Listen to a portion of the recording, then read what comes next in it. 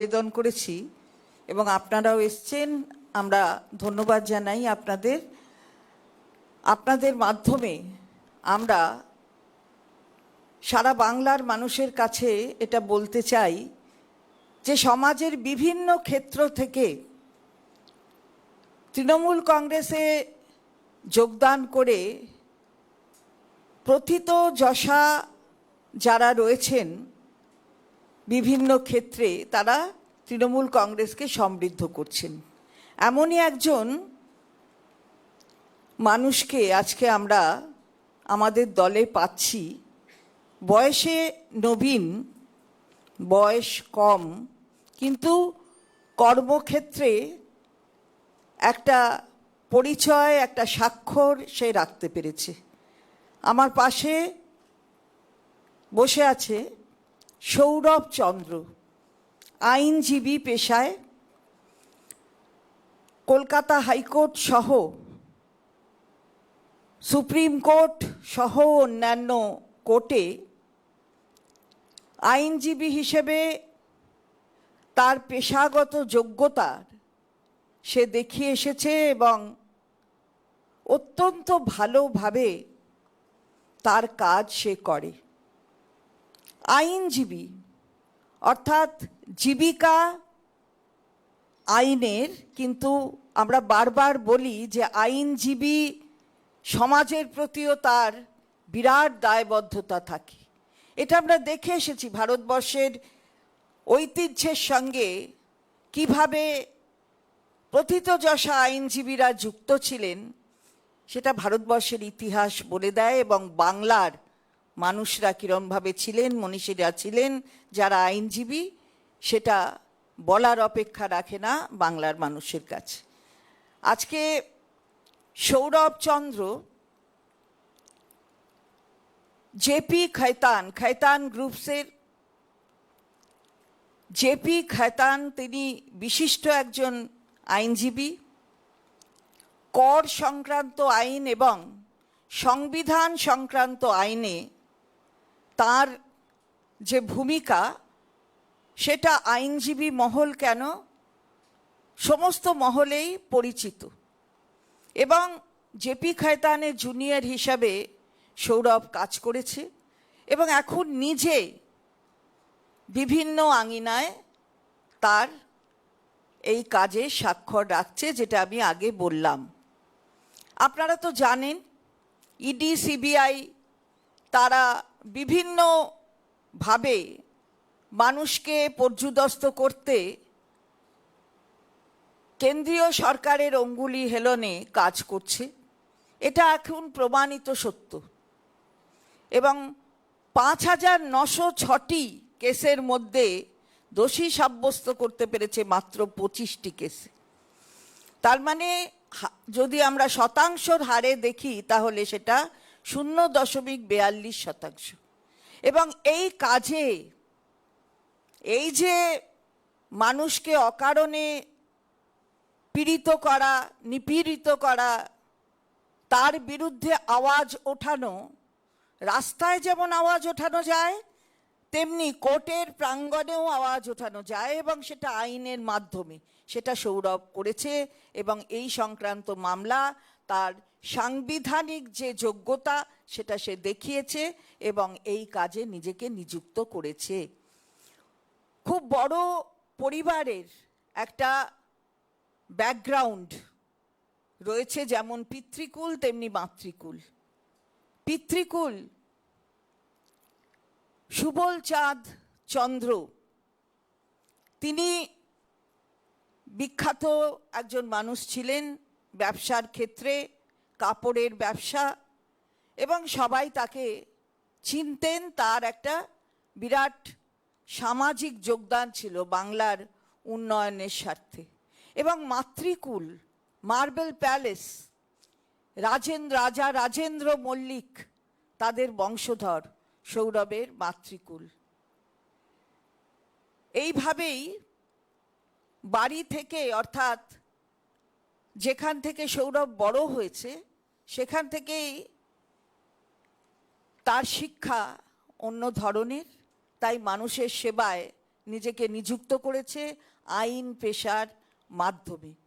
আর আমরা ওকে এখন নতুন প্রযুক্তিতে যেটা চলছে অর্থাৎ সোশ্যাল মিডিয়া, সেখানেও খুব বড় একজন ইনফ্লুয়েন্সার হিসাবে দেখি এবং খুব ভালো কাজ করছে।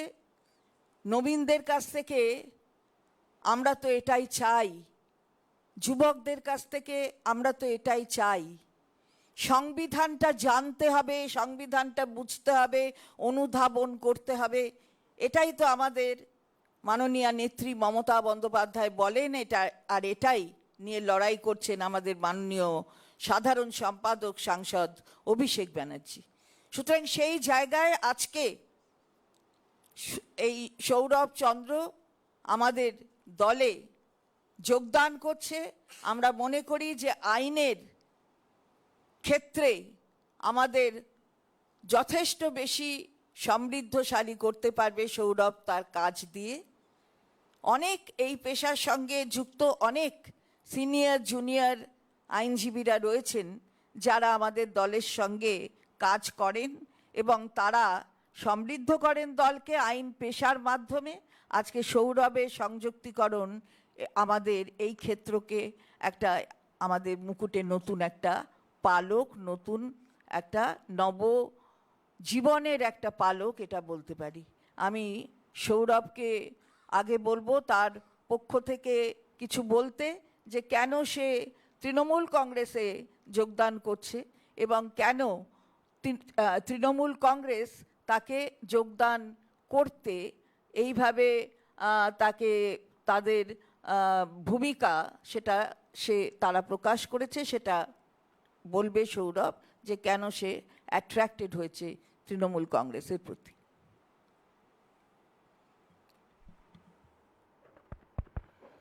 অনেক ধন্যবাদ। আপনি যা ইন্ট্রোডাকশন আমাকে দিয়েছেন, আমি সত্যি ওভারওয়েলমড। প্রথম প্রশ্ন যে কেন সক্রিয় রাজনীতি বা তৃণমূল কংগ্রেসে যোগদান, মূলত এই প্রশ্নের উত্তর দিতে হলে আমাকে বেশ কিছু অধ্যায় পেরিয়ে দিতে হবে, কিন্তু সংক্ষিপ্তভাবে আমি বলার চেষ্টা করছি। প্রথমে বলি যে বাংলার প্রতি আমার যে ফিলিং, যে অনুভূতি, সেটা হয়তো নিজের ভাষায় ব্যক্ত করার মতন ক্ষমতা আমার নেই। আমি তাই রবীন্দ্রনাথের ভাষায় 2 বিঘা জমিতে তিনি দুটি লাইন লিখেছিলেন, নম নম নম সুন্দরী মম জননী বঙ্গভূমি, গঙ্গার তীর স্নিগ্ধ সমীর জীবন জুড়ালে তুমি। এই বঙ্গভূমিকে যখন ক্রমাগতভাবে দেখি আক্রমণ ফেস করতে, যখন তাকে আক্রমণ করা হয়, দি আইডিয়া অফ বেঙ্গল, সেই জায়গায় দাঁড়িয়ে কোথাও গিয়ে গায়ে লাগে। এবং বারবার দেখবেন বাংলাকে কেন্দ্র করে একটা নেগেটিভ ন্যারেটিভ চারিদিকে, যে বাংলায় কিছুই হচ্ছে না, বাংলায় সব খারাপ হয়, বাংলার কোনো না ছিল অতীত, না আছে বর্তমান, না আছে ভবিষ্যৎ, বারবার একটা ন্যারেটিভ পুশ করা। সেই জায়গায় বাঙালি হিসেবে দাঁড়িয়ে আমার খারাপ লাগে। ফলে আমার মনে হয়েছিল যে এবার এটা নিয়ে আওয়াজ ওঠানোর প্রয়োজন, that not everything is wrong with Bengal. There are many good things which are happening. Madam খুব সুন্দর সেন্ট্রাল এজেন্সির ব্যাপারে বললেন, অ্যান্ড আইনের ছাত্র হয়ে as a student of constitutional law কোথাও গিয়ে দাঁড়িয়ে 5,906খানা কেস, তার মধ্যে কমপ্লিট করেছে 25খানা কনভিকশন হয়েছে। এবার সেটাকে যদি পার্সেন্টেজে কনভার্ট করেন দেখবেন 0.42, ম্যাডাম বললেন। কিন্তু গল্পটা এখানে শেষ নয়। 0.42% conviction, that is one thing. এটা মিডিয়ার অনেক রিপোর্টে রয়েছে, সেখান থেকেও আপনি এই তথ্যগুলো পাবেন।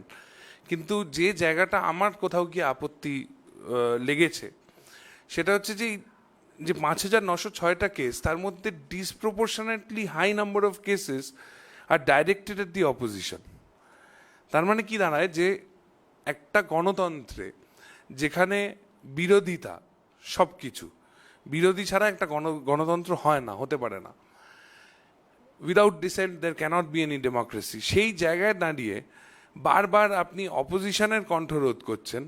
এবং গল্পটা আরেকটু যদি স্ট্রেচ করি তাহলে যে ব্যক্তির বিরুদ্ধে এই কেসটা করা হলো সে যদি চাপে পড়ে উল্টো দিকে জয়েন করে নেয়, সেই মুহূর্তে সে ধোয়া তুলসী পাতা, সেই মুহূর্তে দ্যাট পার্সন বিকামস স্যাক্রোস্যাঙ্ক্ট। এবং যত চোর, যত দুর্নীতি, সবাই অপোজিশনে রয়েছে। এই যে মূলত যে ধারণা একটা সৃষ্টি করা রয়েছে, এবং সেটা নাম্বারস ব্যাক করছে না, সেটা যদি কনভিকশন আরও হাই হতো বা সেটা যদি তথ্য দিয়ে প্রমাণিত করা যেত, তাহলে হয়তো ব্যাপারটা অন্যরকম হতো। কিন্তু এই যে পারসিস্টেন্ট একটা ন্যারেটিভ এর সৃষ্টি করা, সেই জায়গায় as a student of constitutional law আমার কোথাও গিয়ে মনে হয়েছে যে এখন আওয়াজ যদি না ওঠাই তাহলে আর কোনোদিনই ওঠাতে পারবো না। এবার আরেকটা প্রসঙ্গে আসি, যেটা হালে আমাদের বাংলায় চলছে, সেটা হচ্ছে special intensive revision carried out by the election commission. আপনি এসআইআর করছেন একটা হারিড ম্যানারে, একটা হড়বড়ি করে আপনি একটা এসআইআর প্রক্রিয়া চালু করে দিচ্ছেন।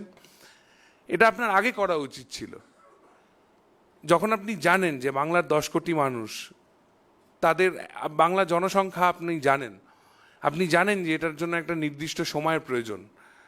আপনি হড়বড় করে একটা এক্সারসাইজ শুরু করে দিলেন, এসআইআর, ঘুষপেটিয়া, এদের বার করে দেবো, ওদের বার করে দেবো করে। আলটিমেটলি যখন হলো, সব থেকে বেশি ভুক্তভোগী যারা, সেটা হচ্ছে সাধারণ মানুষ। যে কোনো এসআইআরের জন্য যে লাইনগুলো পড়ছে বিভিন্ন জায়গায়, হিয়ারিংয়ের জন্য ডাকা হচ্ছে, সেই লাইনে গিয়ে সাধারণ মানুষের সঙ্গে কথা বললে বোঝা যায় যে কী ধরনের আক্রোশ সৃষ্টি হয়েছে এই এসআইআরের জন্য। এবং এই এসআইআরে যদি দেখেন, তাহলে দেখবেন যখন হিয়ারিং হচ্ছিল, hearing notices were being given out, তখন তারা নোবেল লরিয়েটদেরও ছাড়েননি। বিশিষ্ট ব্যক্তিত্ব যারা শুধুমাত্র বাংলার জন্য নয়, যারা সারা দেশের গর্ব, সেই ধরনের মানুষকে নোটিস সার্ভ করে দেওয়া হচ্ছে, এবং তারাও এই প্রসেসের যে হ্যারাসমেন্ট সেইটা ফেস করছে। হালে যে লিস্টটা পাবলিশ করলেন, সেখানে আপনি world cup winner, world cup champion, বাংলার গর্ব, ভারতবর্ষের গর্ব রিচা ঘোষ, তাকেও ছাড়লেন না। তার নামের এগেনস্টে আপনি লিখে দিলেন আন্ডার অ্যাডজুডিকেশন। তো এইগুলো কি হচ্ছে? কোথাও গিয়ে আমার মনে হয়েছিল যে এগুলোর বিরুদ্ধে একটু সোচ্চার হওয়া উচিত। এবং এই কথাগুলো বলতে গিয়ে যেটা আরেকটা প্রসঙ্গ যেটা আমি বলতে চাই, সেটা হচ্ছে, দেখুন, বাংলায় কথা বলছি আমি, তার মানে আমি বাংলাদেশি হয়ে গেলাম। বাংলায় কথা বলাটা কবে থেকে অপরাধ হলো? There are 22 scheduled languages in the Constitution of India. প্রত্যেকটা ল্যাঙ্গুয়েজের ইকুয়াল স্টেটাস, তার মধ্যে বাংলা ক্লাসিক্যাল ল্যাঙ্গুয়েজ ঘোষিত হয়েছে, খুব রিসেন্টলি সেই অ্যানাউন্সমেন্ট এসছে। এবং সেই জায়গায় দাঁড়িয়ে আমি বাংলা বলছি মানে আপনি সন্দেহের চোখে আমাকে দেখছেন, আপনি বলছেন যে না আপনি বাংলাদেশ চলে যান। এই ধরনের কথাবার্তাগুলো খুব গায়ে লাগে। যে ভাষা, যে ভূমি আপনাকে রবীন্দ্রনাথ দিয়েছে, যে ভূমি আপনাকে বঙ্কিমচন্দ্র চট্টোপাধ্যায় দিয়েছে, যে ভাষা আপনাকে আপনার জাতীয় গীত বন্দে মাতরম দিয়েছে, জাতীয় সঙ্গীত জনগণ মন দিয়েছে, সেই ভাষা যদি বলা অপরাধ হয়, তাহলে বাঙালি হিসেবে আমার মনে হয়েছিল যে এইবার আওয়াজ তোলা উচিত। আরেকটা জিনিস যেটা খুব বদার করেছে আমাকে, যেটাতে হয়তো আমার মনে হয়েছিল যে আমার এটা নিয়ে কথা বলা উচিত, বঙ্গীয় রাজনীতি ছোটোর থেকে যা দেখে এসছি এবং যা পড়েছি, কোথাও গিয়ে সেই অর্থে না হিন্দু মুসলমান বা কমিউনাল এলিমেন্ট এই জায়গাগুলো ছিল না। ইদানিং আপনি যদি যে কোনো সংবাদ মাধ্যম খোলেন, সেটা সোশ্যাল মিডিয়া বলুন, তার অনলাইন প্রেজেন্স বলুন, অনলাইন প্ল্যাটফর্ম বলুন, সেটা আপনি রিজনাল মিডিয়া বলুন, সেটা আপনি ন্যাশনাল মিডিয়া বলুন, খুললেই দেখবেন the entire narrative is about Hindu Muslim, is about communal politics. এই প্রসঙ্গে যেহেতু আমি বারবার বলছি যে এই মাটি নেতাজি সুভাষচন্দ্র বোসের মাটি, কুমিল্লায় 1938 উনি একটা বক্তব্য রাখছিলেন নেতাজি সুভাষচন্দ্র বোস, সেটা আমি কোট করছি: Communalism has raised its ugly head in an all-out nakedness. We hear voices of Hindu Raj in India, owing to a majority of Hindu population. These are useless thoughts. Do the communal organizations solve any of the problems confronted by the working class? Do any such organizations have any answer to unemployment and poverty? Netaji further writes in the Indian struggle. ওনার বইতে উনি লিখছেন, religious fanaticism is the greatest thorn in the path of cultural intimacy, and there is no better remedy for fanaticism than secular and scientific education.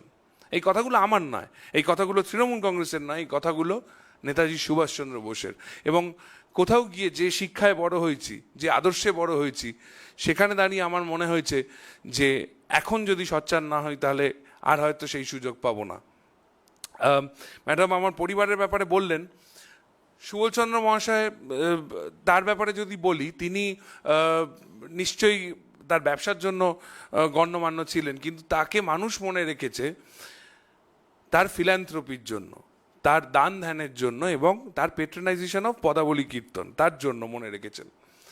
Rajen মল্লিকের কথা যখন আপনি বললেন, তাকে লোকে মনে রেখেছে তার দান ধ্যানের জন্য। ফলে আমি যে আদর্শে বড় হয়েছি, যে পরিবারে বড় হয়েছি, সেখানেতে সমাজের প্রতি যে দায়বদ্ধতা, নিশ্চয়ই I have been born into privilege, আমি একটা প্রিভিলেজড ফ্যামিলি থেকে আসছি, সে নিয়ে কোনো সন্দেহ নেই, কিন্তু প্রিভিলেজ আমাকে রেসপন্সিবিলিটি শিখিয়েছে। আমাকে বারবার শেখানো হয়েছে যে সমাজের প্রতি একটা দায়বদ্ধতা আমার রয়েছে। সেই কারণে হয়তো আমি এই পদক্ষেপ নিতে বাধ্য হলাম। এবং অসংখ্য ধন্যবাদ আমি জ্ঞাপন করতে চাই মাননীয় মুখ্যমন্ত্রীকে, আমাদের রাজ্যের শ্রী অভিষেক বন্দ্যোপাধ্যায়কে এবং the entire senior leadership of the Trinamool Congress, যে আমাকে তাদের এই মুভমেন্টে অংশগ্রহণ করার সুযোগ দেওয়া হয়েছে। অনেক ধন্যবাদ। সৌরভকে ধন্যবাদ। আর ওদের বাড়িতে দুর্গাপুজো হয় 261 বছরের, বলতে ভুলে গিয়েছিলাম, সেটা বলে দিলাম।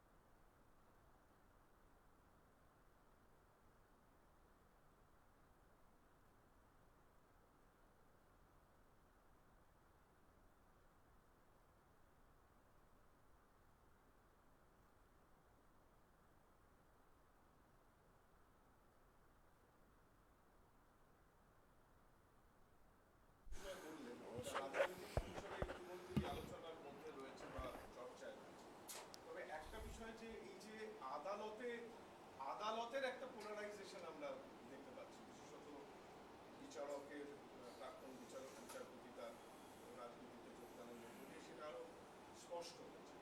আদালতের তৃণমূল কংগ্রেসকে বারে বারে ধাক্কা খেতে হয়েছে একটা শিক্ষা দুর্নীতি এই ইস্যুতে বাইরে। এই বিষয়টি নিয়ে কি আপনি তৃণমূলে যোগদানের পর এই আইনজীবী হিসেবে সক্রিয়তা বা এই বিষয়টাকে আরো সক্রিয়ভাবে নেবেন, বা যারা করছেন তাদের সঙ্গে হাতে হাত মেলাবেন? মানে শুধুমাত্র এটা ওর এক্ষুনি তো বলার ব্যাপার নয়। আর যেরকম করে তুমি বলছো সেরকম করে হয়েছে এরকম নয়, আইনের পথে চলে। এবং দেখা গেছে প্রথম যখন তোমরা ধাক্কা বলছো, তারপর সেই ধাক্কাটা মিইয়ে কোথায় চলে গেছে। সুতরাং আমরা বিচার ব্যবস্থার ওপর সবসময় আস্থা রেখেছি। আমাদের নেতারা বলেছেন সবসময় যে আমরা আস্থা রাখি বিচার ব্যবস্থার ওপর, এবং ন্যায় যা হবে তা বিচার ব্যবস্থার মধ্য দিয়ে হবে। আজকেও এই যে স্যারের ব্যাপারে যেটা সৌরভ একটু আগে বলল, তারও বিচার ব্যবস্থার মধ্যে দিয়েই তার ন্যায় হবে, এটা আমরা মনে করি। তো তার জন্যই তো আমাদের মাননীয় মুখ্যমন্ত্রী তিনি সোজাসুজি নিজে ইন পার্সন গিয়ে লড়াই করেছেন।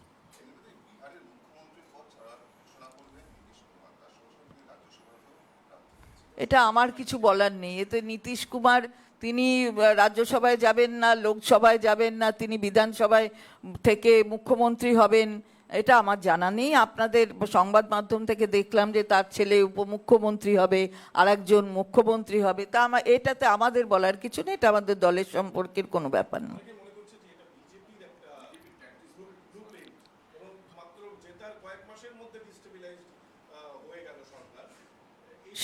সেটা নীতিশ কুমার তার দল বুঝবে এবং বিজেপি বুঝবে, এটা আমাদের করণীয় কোনো কথা নেই। অবশ্যই অবশ্যই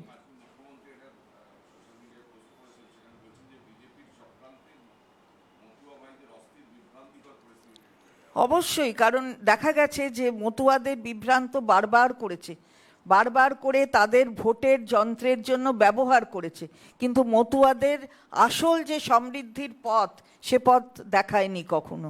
তাদের নানা কথা বলে বিভ্রান্ত করে ভোটের বাক্সে ভোটটা চাওয়ার জন্য করেছে, এবং আজও আসছে বলছে নানান কথা। তাই জন্য মাননীয় মুখ্যমন্ত্রী যেটা বলেছেন সঠিক বলেছেন, যে সবসময় মতুয়াদের বিভ্রান্ত করেছে আর তাদের বাংলাদেশি করে পাঠিয়ে দিচ্ছে এখন। যে আগামীকাল মমতা বন্দ্যোপাধ্যায় আবারও সেই ঐতিহাসিক জায়গা মেট্রো চ্যানেল সেখানে তিনি ধর্নায় বসছেন, পথে আদালতে আপনারা লড়াই করছেন কালকে। এর মধ্যে যেটা দেখা গেল যে বামেরা তারা গতকাল রাত থেকে রাস্তায় নেমেছেন এবং রাস্তায় বসে রয়েছে। তো কি করব আমরা? বামেদের হঠাৎ মনে হলো, মানে বামেদের হঠাৎ মনে হয়েছে যে তার তলা থেকে ওই ফুটকিটা একটু উঠিয়ে দেখাতে হবে।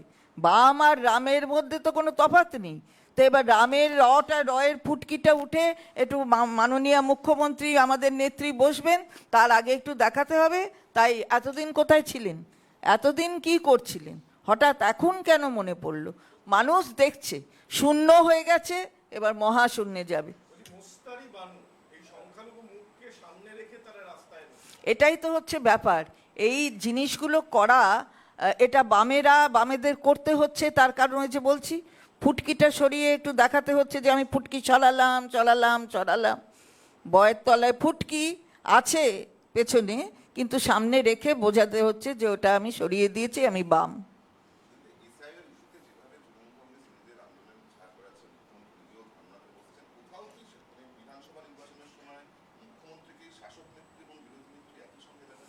মুখ্যমন্ত্রী সবসময় প্রতিবাদের কণ্ঠস্বর। অন্যায় হলে প্রতিবাদ, সেটা তার রাজনৈতিক চরিত্রের মধ্যে একদম রয়েছে, এবং সেই তার ভূমিকা সারা বিশ্ব জানে। অন্যায় হলে প্রতিবাদ করবেন। শাসকে আছেন, যেখানে শাসকের মাথায় রয়েছেন, কিন্তু তাই বলে অন্যায়ের প্রতিবাদ করবেন না তা তো নয়। তার অন্যায়ের বিরুদ্ধে প্রতিবাদের কণ্ঠস্বর সবসময় সোচ্চার থেকেছে, সবসময় সোচ্চার থাকে, এটা আরও প্রমাণিত হচ্ছে। সুতরাং মানুষ জানেন যে মানুষের পাশে যিনি থাকেন তার নাম মমতা বন্দ্যোপাধ্যায়। এই যে এত কাণ্ড করছেন, তার মধ্যে তো দলের বিভাজন দেখছেন না।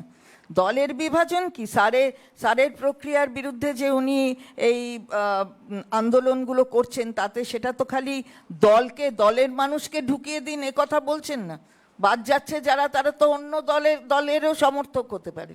তাহলে গোটা সব মানুষকে নিয়ে তার আন্দোলন। প্রতিবাদটা যখন তিনি গোড়ার থেকে করেছেন, বিরোধীতে যখন ছিলেন তখন থেকে যে প্রতিবাদ করেন, আজও অন্যায়ের প্রতিবাদ করেন, মাটিতে থেকে করেন, রাস্তায় থেকে করেন। আমাদের সরকার, আবারও বলছি, মাটি মানুষের সরকার, তৃণমূল কংগ্রেসের সরকার আমরা বলি না। কারণ মায়ের স্নেহ, মাটির গন্ধ, আর ওই মায়ের আঁচল, মাটির গন্ধ আর এই স্নেহ নিয়েই কিন্তু আমরা চলি, অঙ্গীকারটা আমরা করি। মাটি মানুষ, মানুষের প্রতি আমাদের যে অঙ্গীকার।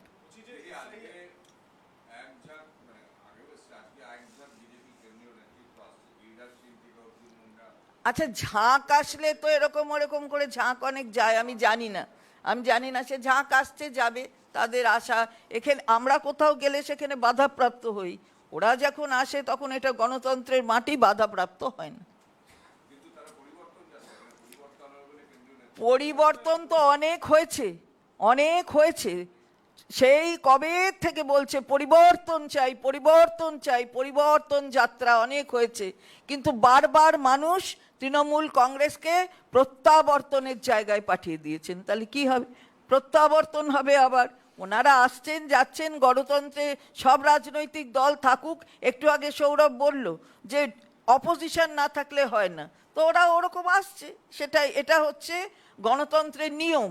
আমরা সে নিয়ম মানি, আসবে যাবে, অনেক কিছু হবে, কিন্তু বাংলায় কিছু হবে না, দখলদারি করে হবে না। 21টা রাজ্য পেয়েছি, তারপরেও আবার পেতে হবে। মাননীয় স্বরাষ্ট্রমন্ত্রী বলছেন, এটা তো অদ্ভুত কথা। 21টা রাজ্যে একটু থেমে থাকুন না, কি গেল এলো 21টার একটু কম, মানে তার বেশি না পেলে তাই বলে দখল করতে হবে? মানুষের মন দখল করুন, তবে হবে। মাননীয় মুখ্যমন্ত্রী মানুষের মন দখল করেন বলে 3বার হয়েছেন, আর 4র্থবার মানুষ রেডি হয়ে আছে 26-এর নির্বাচনে আবার ওই 14 তলায় উনিই যাবেন নবান্নের। হয়ে গেছে ভাট।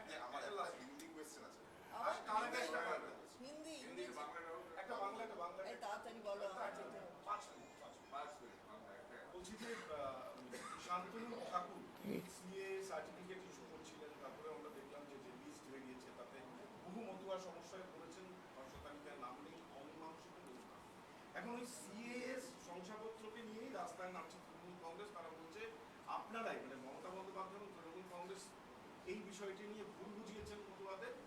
হাতিয়ার হচ্ছে শংসাপত্র, এবং শংসাপত্র নিয়েই তারা প্রচার আন্দোলনে নামছেন। দেখুন, শান্তনু ঠাকুরের কথা যত কম বলা যায় ততই ভালো। উনি কিভাবে বুঝিয়েছেন আপনারাই দেখেছেন। আমি তো আগেও বললাম যে মতুয়াদের বিভ্রান্ত করেছেন। তারা টাকা নিয়ে ফর্ম ফিল আপ করেছে, সার্টিফিকেট নিয়েছে, এরকমই শোনা গেছে। সুতরাং তার ব্যাখ্যা তারা দেবে। আমরা আমাদের আন্দোলন যেভাবে করছি, যেভাবে আমাদের আমাদের দলের নির্দেশ থাকছে, সঠিক পথে আন্দোলন করে মানুষকে তার অধিকার পাইয়ে দেওয়া, সেটা মমতা বন্দ্যোপাধ্যায় আগেও করেছেন, এখনও করছেন, আগামী দিনেও করে যাবেন। আমার একটা ন্যাশনাল হুমাयूं कबीर की नई पार्टी को इलेक्शन कमीशन ऑफ इंडिया ने एफिलिएशन दिया है। अब तृणमूल कांग्रेस बीजेपी के साथ लड़ाई ये आप ठीक नहीं बोल रहे हैं, ये तो दूसरा चीज है। वो उसको एफिलिएशन दिया है, मेरे रजिस्ट्रेशन हुआ है। इसके साथ हमारे पार्टी को आप मत मिलाइए। ये अनरिकॉग्नाइज पॉलिटिकल पार्टी के हैसियत से कोई रजिस्ट्रेशन मांगेगा तो उसका अगर सब कागज वागज ठीक रहेगा तो हो जाएगा, लेकिन वो उसके साथ हमारे पार्टी को आप मिलाइए मत। इससे एक ही पंक्ति में ये आप मत रखिए, क्योंकि ये वो बात नहीं है। उसको वोट मिलना है, ये कॉन्स्टिट्यूशन में बहुत सारे पॉइंट्स है जिसको देख के फिर अनरिकॉग्नाइज पार्टी को रिकग्निशन मिलता है, या उसका जो सिंबल आप बोल रहे हैं कि सिंबल देगा, कोई सिंबल ऐसा नहीं होता है। सिंबल तो वो कोई पक्षी का होगा या क्या, हम मुझे मालूम नहीं क्या देगा इलेक्शन कमीशन। इसके बारे में हमारा कुछ बोलने का भी नहीं है। और हुमायूं को भी जो कर रहा है हमारा क्या है, আর সেটা তো হবেই। এ কি বলার অপেক্ষা রাখে যে উনি সিকিউরিটি পাবেন? এটা কি বলার অপেক্ষা রাখে কাদের দ্বারা উনি প্রজেক্টেড হচ্ছে? এটা আর বলে আর বাংলার মানুষকে লজ্জা দিও না। উনি তো ওনার সাপোর্টেই আছে, কোথায় থাকছেন, কোথায় আছে, কোথায় যাচ্ছেন সবাই জানে। আমি আর এটাকে বাড়াতে চাই না।